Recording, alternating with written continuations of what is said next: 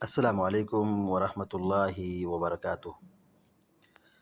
الحمد للہ رب العالمین والعاقبۃ للمتقین والصلاة والسلام علی اشرف الانبیاء والمرسلین نبینا محمد وعلی آلہ وصحبہ اجمعین وبعد۔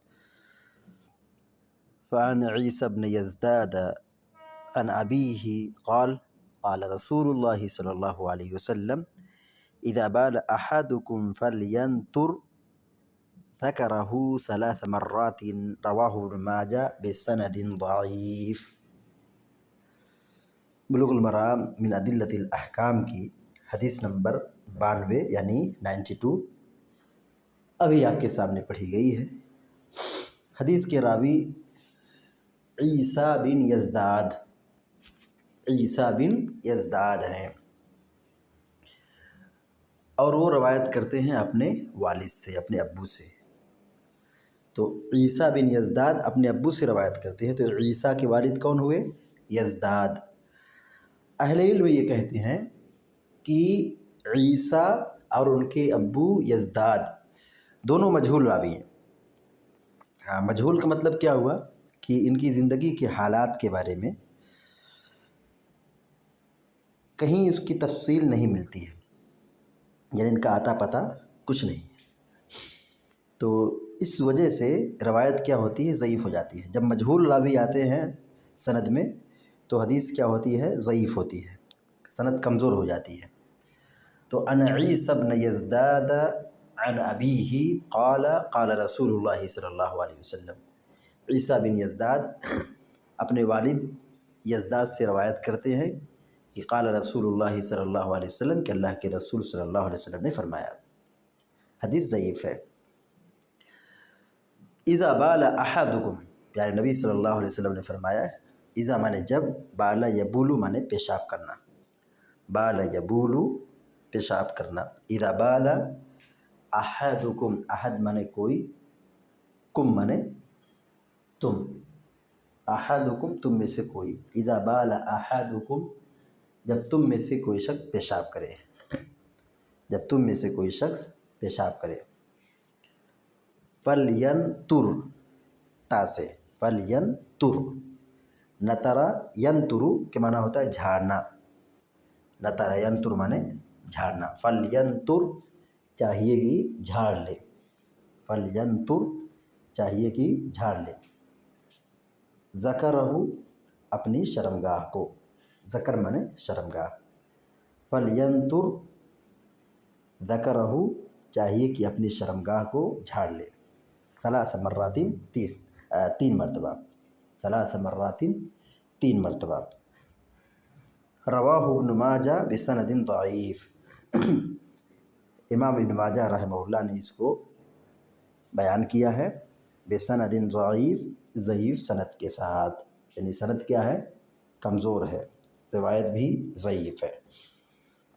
حافظ ابن حجر العسقلانی رحمۃ اللہ علیہ، جن کی کتاب ہم بلوغ المرام پڑھ رہے ہیں، ان کا ایک خاص اسلوب ہے اس بلوغ المرام کتاب میں کہ صحیح حدیثوں کو پہلے عام طور پر ذکر کرتے ہیں، اور باب کی جو آخری حدیثیں ہوتی ہیں وہ عام طور پر ضعیف ہوتی ہیں، اور ان روایتوں کو ذکر کرنے کے بعد حافظ ابن حجر العسقلانی رحمۃ اللہ علیہ ضعف بھی بتلاتے، کہتے کہ یہ روایت ضعیف ہے، یعنی صرف بیان ہی نہیں کرتے، یعنی حدیثوں کو صرف ذکر نہیں کرتے بلکہ حدیثوں کو ذکر کرنے کے ساتھ ساتھ اس کی کمزوری اور اس کی خرابی بھی بیان کرتے، یعنی حدیث ضعیف ہے، یعنی ثابت نہیں ہے۔ تو یہ روایت جو ابھی پڑھی گئی ہے حضرت عیسیٰ بن یزداد کی، وہ روایت سند کے اعتبار سے کمزور ہے، اس پر عمل نہیں کیا جائے گا۔ کس چیز پر عمل؟ کہ ابھی جو حدیث میں کہا گیا ہے کہ جب تم میں سے کوئی پیشاب کرے تو اپنی شرمگاہ کو 3 مرتبہ جھاڑ لے، تو اس پر عمل نہیں کیا جائے گا۔ یہ سب تکلفات میں سے ہے، یعنی آدمی پیشاب کرنے کے لیے گیا، پیشاب کر لے اور پھر شرمگاہ کو جھاڑے، یہ تکلفات میں سے ہے، اس سے پرہیز کرنے کی ضرورت ہے۔ علامہ ابن تیمیہ رحمۃ اللہ علیہ نے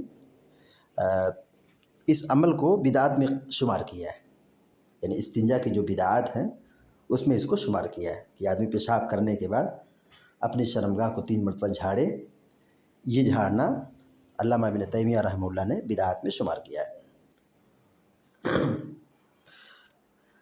حدیث تو بالکل واضح ہے، مفہوم بھی بیان کیا گیا ہے، واضح کر دیا گیا ہے کہ جب تم میں سے کوئی پیشاب کرے تو اپنی شرمگاہ کو 3 مرتبہ جھاڑے۔ یہ حدیث سند کے اعتبار سے کمزور ہے، عمل اس پر نہیں کیا جائے گا۔ البتہ اگر کسی شخص کو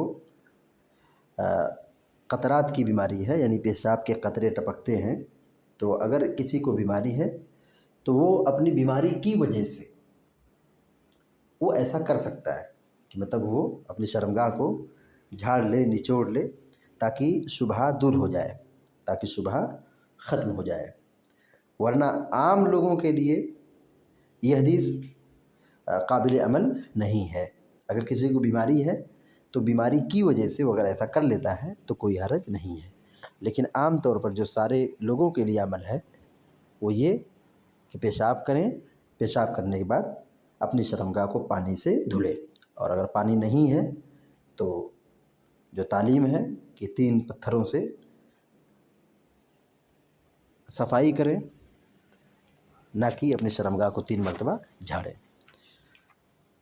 حدیث جو بھی پڑھی گئی ہے ابن ماجہ کی ہے، اور روایت سند کے اعتبار سے ضعیف بھی ہے، اور حدیث کا مفہوم بھی عجیب ہے، مطلب وہ قابل عمل نہیں ہے۔